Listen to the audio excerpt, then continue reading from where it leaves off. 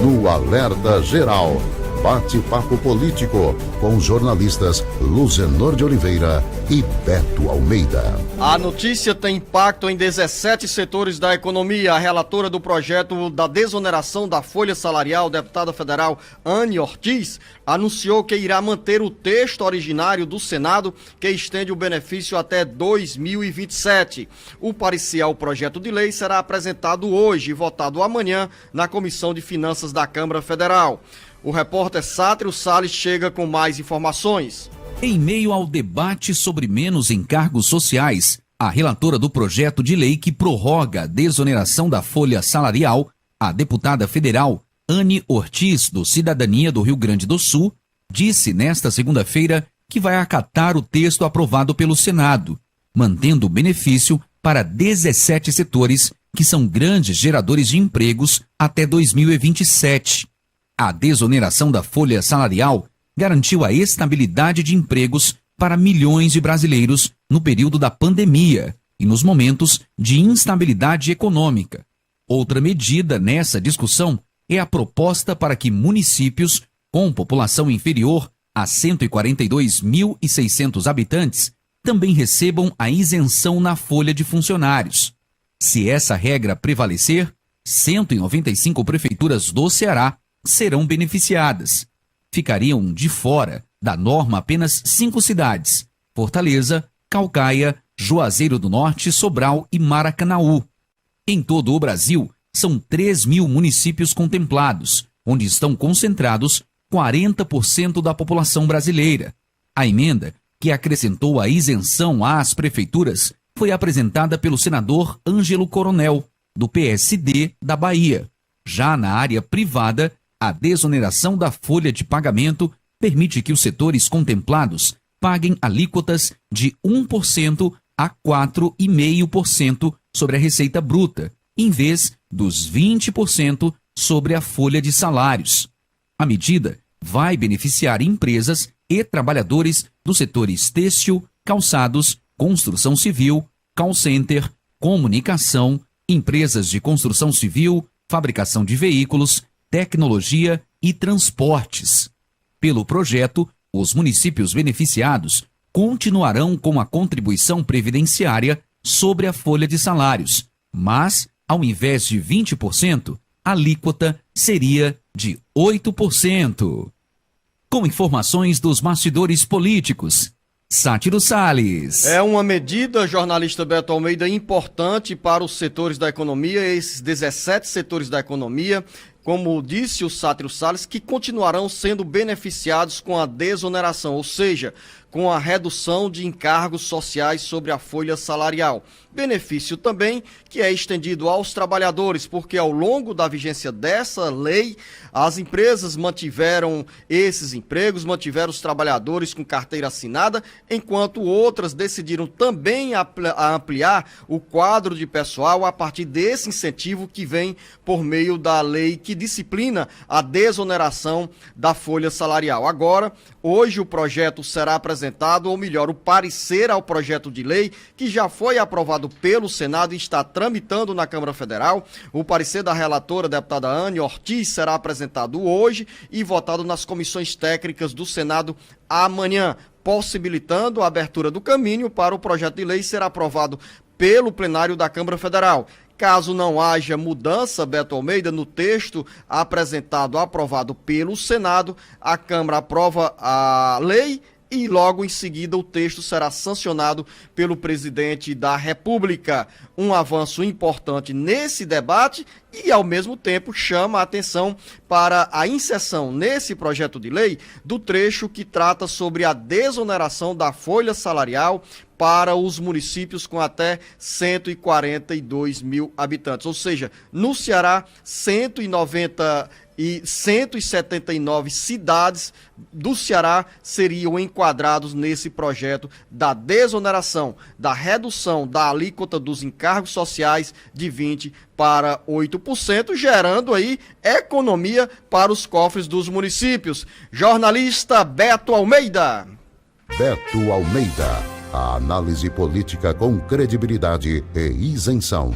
E bom dia, Luciano, bom dia aos nossos ouvintes. O projeto, sem sombra de dúvida, primeiro a questão da desoneração da folha, ele tem um resultado e um impacto positivo na vida das empresas e do trabalhador, é claro, porque as empresas, na medida que elas reduzem o impacto do pagamento dessa folha para eles, ela também vai garantir a manutenção de mais empregos, vai gerar mais dividendos para a contratação e investimentos dessas empresas.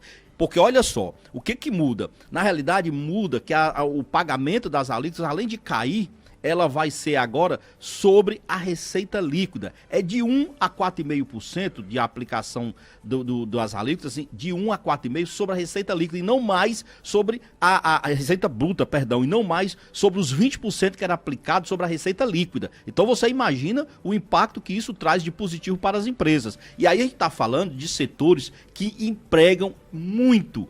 Setor têxtil, setor calçadista, todo o setor calçadista aqui que hoje está presente no Ceará, Luciano, será beneficiado com isso. Construção civil, comunicação, empresas de fabricação de veículos, de transporte, de tecnologia, são 17 setores no total. E aí tá tudo certo. Eu acredito que o Senado já aprovou em formato definitivo, acho que a Câmara deverá avançar nesse sentido. Só tem uma coisinha aí que você disse assim, Beto, você sempre procura ver um lado negativo nas histórias. Antes de você se aprofundar no que você já se antecipa para dizer que eu sempre enxergo em seus comentários um viés negativo, né, pelo pessimismo, tem um detalhe aqui, Beto Almeida, que durante a tramitação desse projeto de lei na Comissão de Assuntos Econômicos do Senado, o governo federal amargou uma derrota, porque pelos cálculos do Ministério da Fazenda, essa desoneração vai gerar um impacto de pelo menos 9,4 bilhões de reais nos cofres da União, do ponto de vista da arrecadação.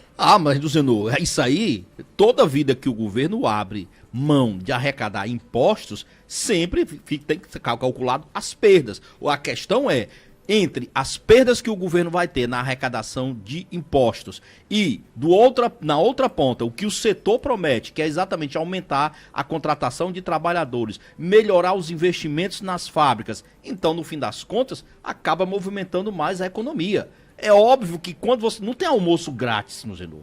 A gente sabe disso.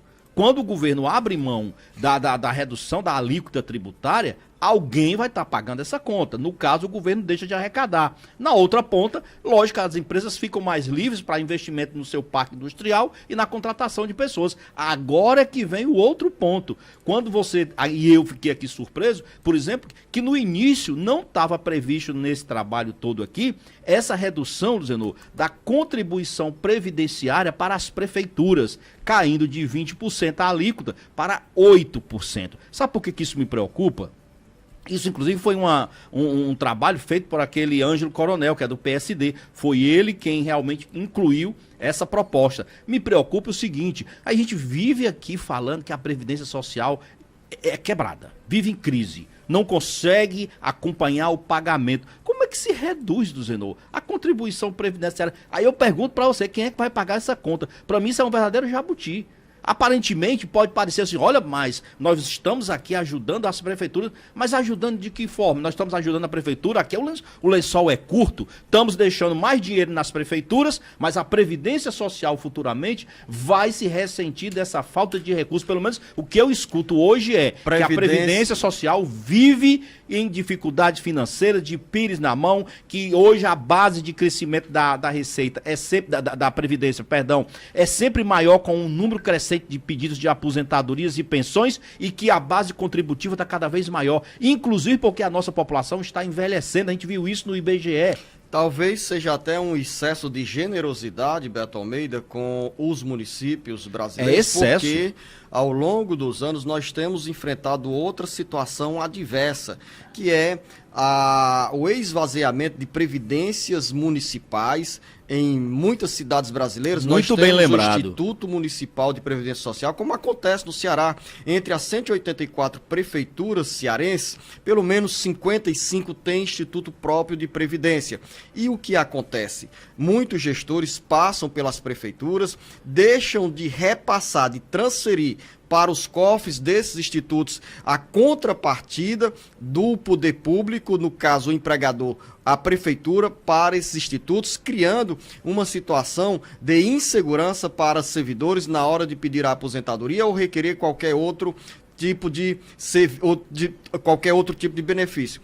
Com a reforma previdenciária, Beto Almeida, os municípios passaram por um processo de adaptação para colocarem as contas em dia com a Previdência Social, mas mesmo assim, hoje a dívida dos municípios com a Previdência Social é muito alta e agora vem como prêmio a tudo que nós tivemos aí ao longo dos anos, de erros, de fraudes, de irregularidades, de decisões políticas equivocadas, porque é uma decisão política equivocada quando o gestor municipal pega o dinheiro do Fundo de Previdência Social com o argumento de que vai fazer benefício para a população. Esse dinheiro voa como areia, no instante vai embora e nenhum benefício concreto chega para a vida da população. E mais, fica o buraco na Previdência Social dos municípios, principalmente das pequenas cidades. Gerando, inclusive, insegurança para servidores públicos municipais, que vai chegar o período de aposentadoria e esse Instituto de Previdência vai ter que estar em boa situação financeira.